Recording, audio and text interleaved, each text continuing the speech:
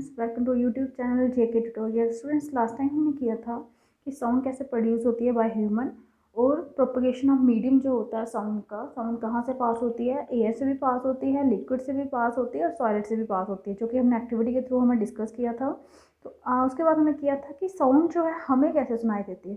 ठीक है, तो आज उसी के बाद स्टडी करेंगे कि हम जो साउंड सुनते कैसे हैं हम अपने कानों से। तो जो शेप होती है आउटर पार्ट की जो ईयर की, वो एक फनल की तरह होती है। आपको पता है फनल की तरह ही होती है हमारी ईयर की शेप। तो जब साउंड एंटर करती है उसमें, तो वो ट्रेवल करती है कैनल, कैनल सा बना होता है, उसके थ्रू वो ट्रैवल करती है। और एंड में क्या होता है, वहाँ पे एक थिन स्ट्रेच मेम्ब्रेन होता है।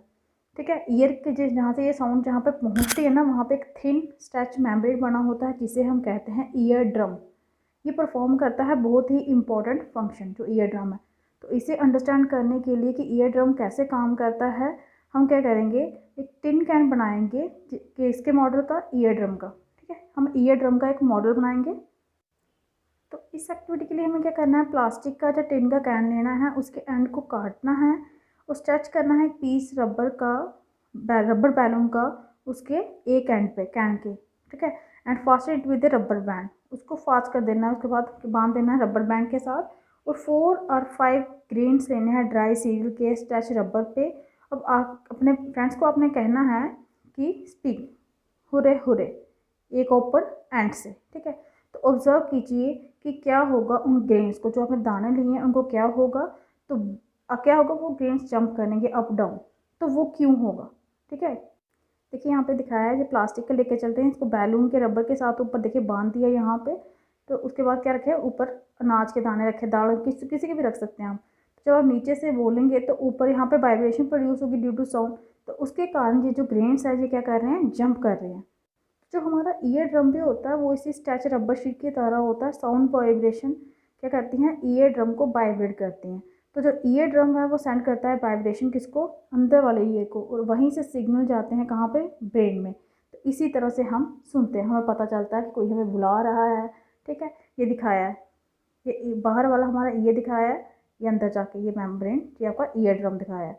और ये इसके बाद ये अंदर वाला ईयर, इनर ईयर, जो ह्यूमन ईयर होता है वो इस फॉर्म में आता है। ये आपका ईयर ड्रम है, यहीं से सिग्नल जाते हैं आपके अंदर वाले एयर में, और यहाँ से इसके थ्रू आपके ब्रेन के अंदर जाते हैं।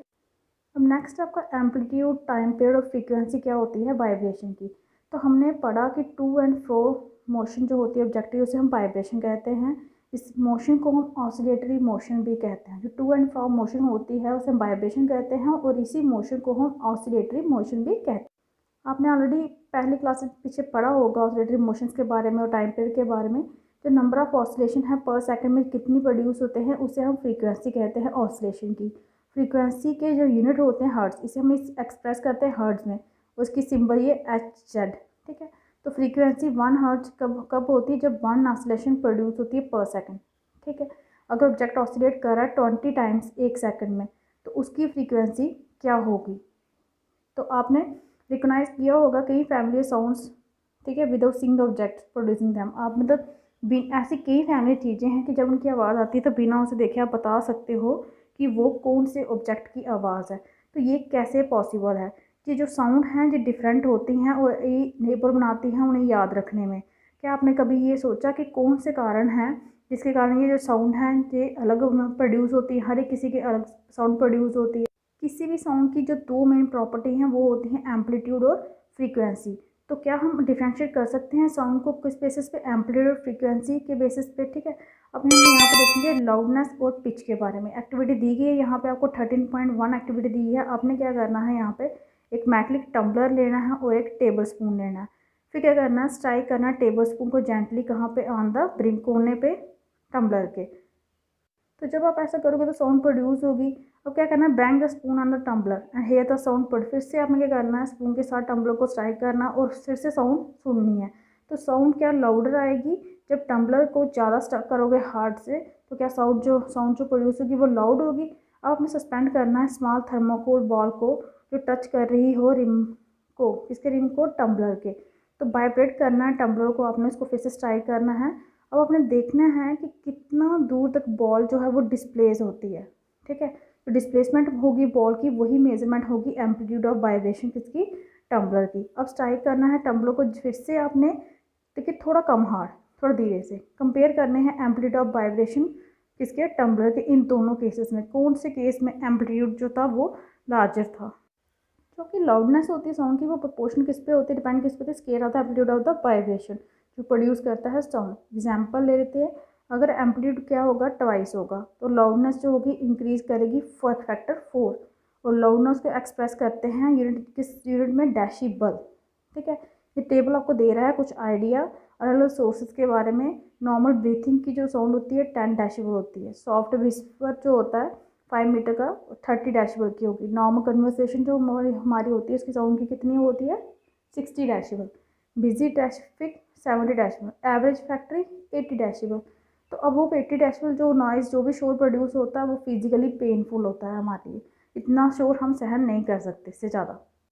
इसका कहने का मतलब ये हुआ कि 80 डेसिबल के ऊपर अगर प्रोड्यूस होती है नॉइज़ जो होती है तो वो हमारे लिए ठीक नहीं होगी। तो जो लाउडनेस होती है स्पीड पर डिपेंड करती है एम्पलीट्यूड पे। जब एम्पलीट्यूड वाइब्रेशन लार्ज होगी तो साउंड जो प्रोड्यूस हो रही है वो भी बड़ी होगी। एम्पलीट्यूड अगर स्मॉल होगा तो साउंड जो प्रोड्यूस हो रही है वो भी फेबल, कम ही होगी। कंपेयर कीजिए साउंड एक बेबी की एक एडल्ट के साथ, तो क्या उन दोनों की साउंड में कोई डिफरेंस है। अगर दोनों साउंड्स इक्वली लाउड हैं तो कोई किस तरीके में वो डिफरेंट है, अब देखेंगे। जो फ्रीक्वेंसी होती है वो डिटरमाइन करती है शिल्डनेस या पिच, जिसे आप कहते हैं साउंड की।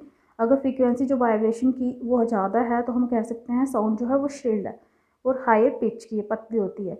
और फ्रीक्वेंसी वाइब्रेशन अगर कम है तो साउंड जो का क्या होगा, लोअर पिच होगी। ठीक है, एग्जाम्पल ले लीजिए, ड्रम जब वाइब्रेट करता है लो फ्रीक्वेंसी के साथ तो इसीलिए वो प्रोड्यूस कर लो पिच की साउंड। दूसरी साइड आप बिस्ल प्रोड्यूस करते हैं, उसकी फ्रीक्वेंसी हाई होती है तो इसलिए जो साउंड होती है उसकी हाई पिच की होती है। बर्ड क्या करता है, जैसे बर्ड होता है हाई पिच साउंड होती है, जबकि लाइन की क्या होती है, लो पिच रोयर होती है।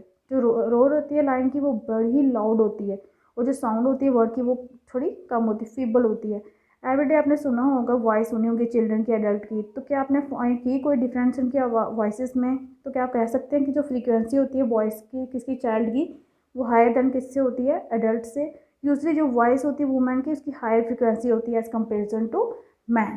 ठीक है, तो ये तो था आपका टॉपिक हो गया यहाँ पे आज, कि हम कैसे सुनते हैं साउंड को, हम ईयर से कैसे सुनते हैं, कैसे वो ईयर ड्रम के थ्रू हमारे इनर ईयर तक जाती है, और कैसे जो लाउडनेस होती है वो डिपेंड होती है एम्पलीट्यूड ऑफ वाइब्रेशन पे। तो आज यहीं पे रखते हैं। Thank you.